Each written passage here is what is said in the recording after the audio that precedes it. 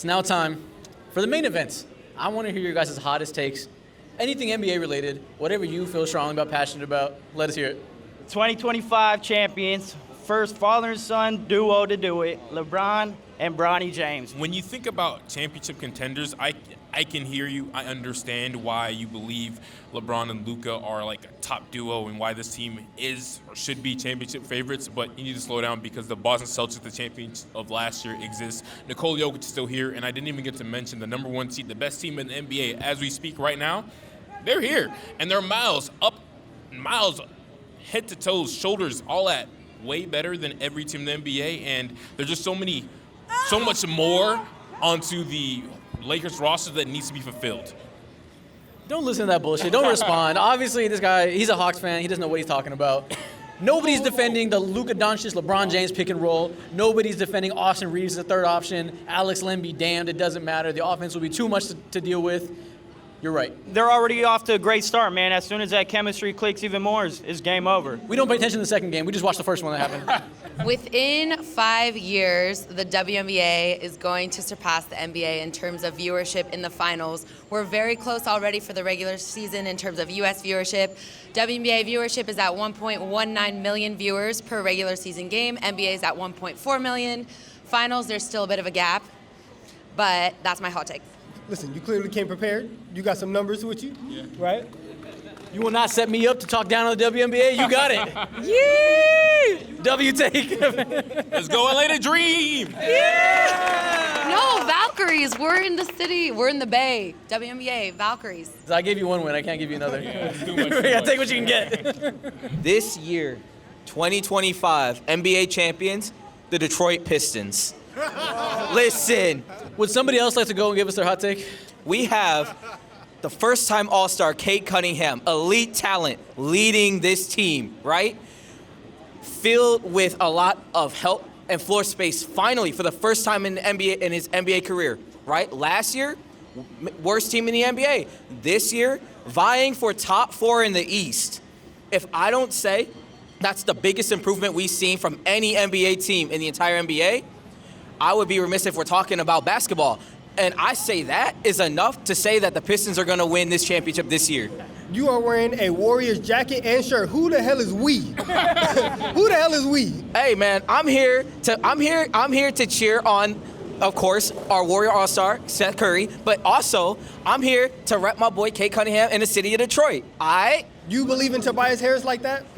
Exactly. You believe in Tobias Harris like that? Tobias Harris has been one of the best additions for the Pistons this season, man. Yeah, coming from Philly, it's a far cry. But you know what? He's been consistent, something we can't even say for Luka health-wise. We can't even say that for Anthony Davis. He hasn't been that consistent. Tobias Harris has been one of the most consistent players on the Pistons to this day. I understand it now. You're a Pistons fan. You watched 25 straight losses last year. You've watched 5 straight losing seasons in which you got the number 5 pick multiple times and not the number 1 pick when you expect to get better. That is true. Your basketball life isn't good. Vying for the 4th seed is basically a 3-peat to you. So I understand where you're coming from. You will leave this season as happy as a team with the championship, and I can respect that for you. There we go. The era of like superstar players are over. This might be the first actual W take up here. Teams are going towards more like balance. Everybody's more balanced and better. I don't think like with the departure of KD, LeBron, and Steph soon, I think those are gonna be like the last real superstars as far as an individual who will really carry a team to the finals and basically solely win it themselves. Obviously, some still championships, but you know what I'm saying. I think like Luka, Shea, Anthony, all these guys are great. They're really, really good, but are they good enough to carry a team, right? I don't think so. That's just my hot take.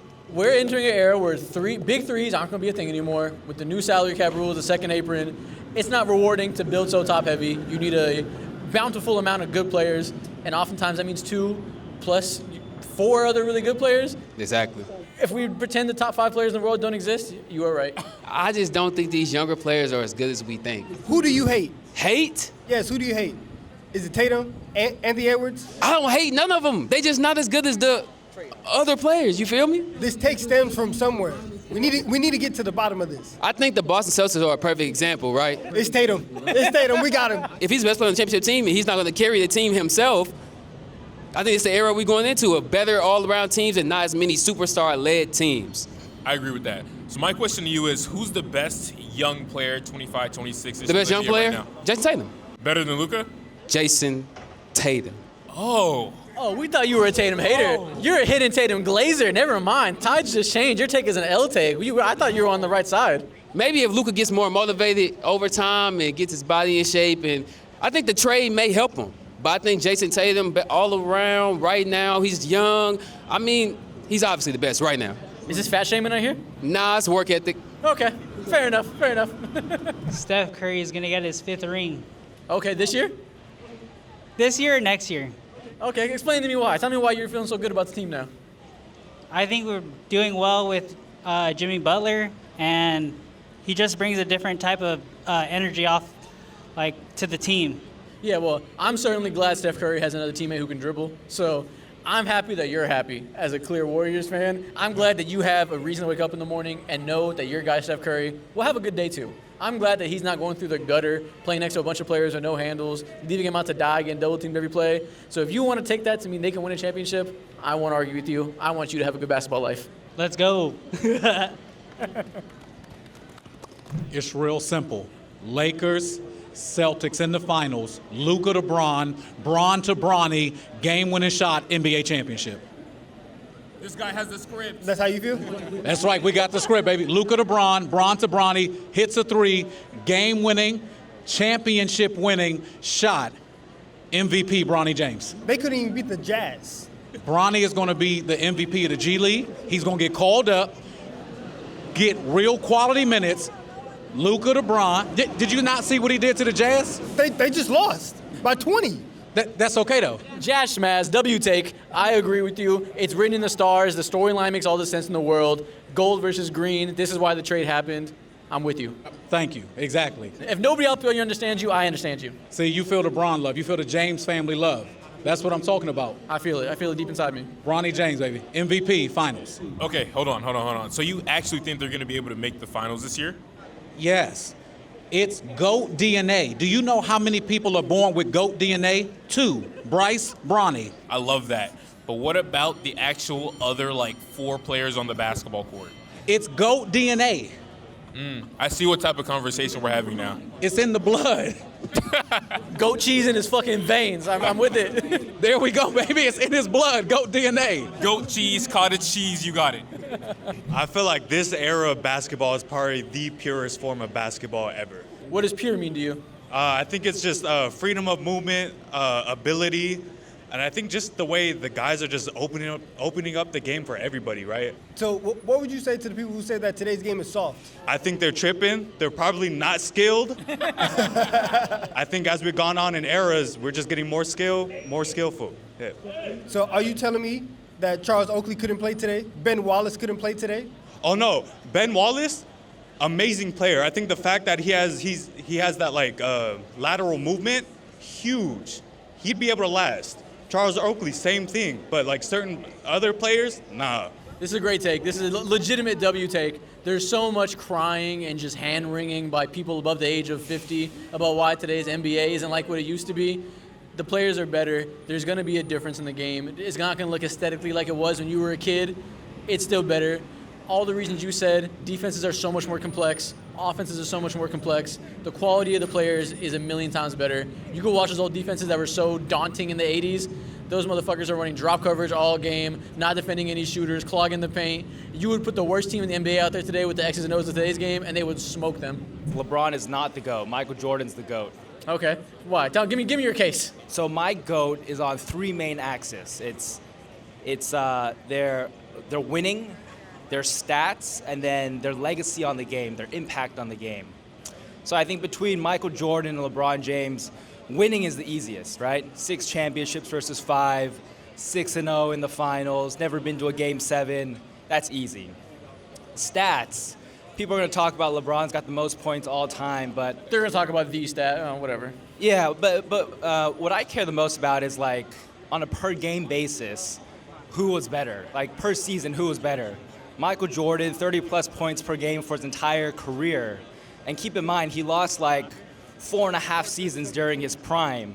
And so, I mean, that's you can't beat that. And then on the last one, legacy on the game, impact on the game.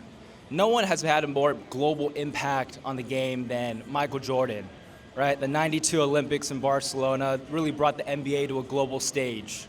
And, you know, LeBron has been a great face for the NBA, but in terms of like the impact on kids and players, I'd argue that Steph Curry has had a bigger impact on people playing the game, the way people play the game. Something that's super underrated about LeBron and how he influences the game is how he forces other teams to look for guys who can do similar things to him, whether it be pass, rebounding, and shooting.